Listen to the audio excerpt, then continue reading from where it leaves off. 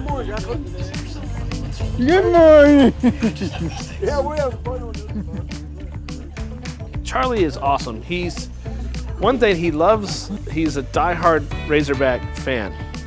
So if you're going to talk about sports, make sure the Razorbacks are in there somewhere.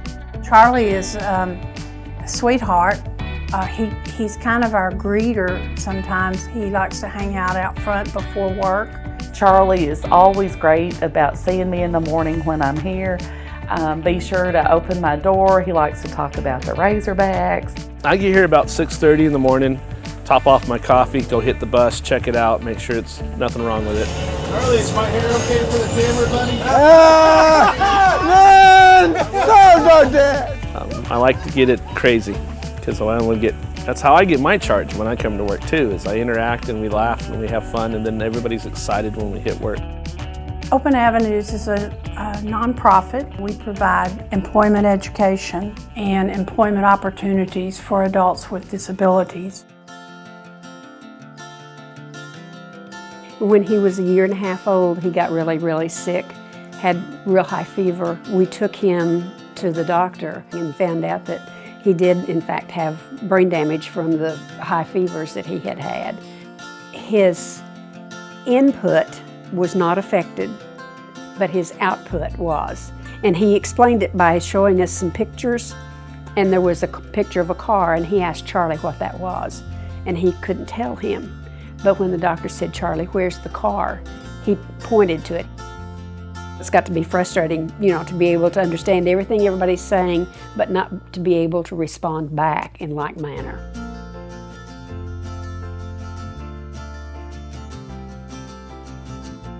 Management changed, and they didn't understand Charlie.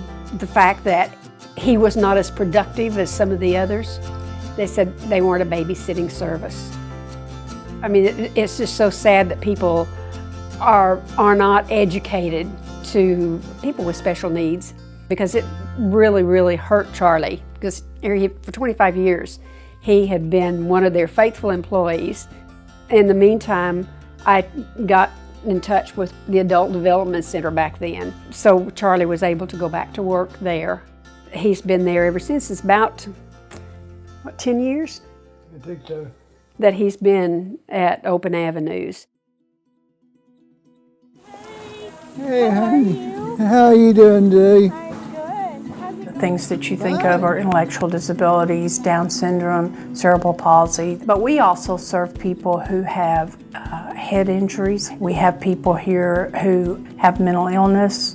We serve all types of folks, and so we want to help them in their personal growth, no matter what area it is.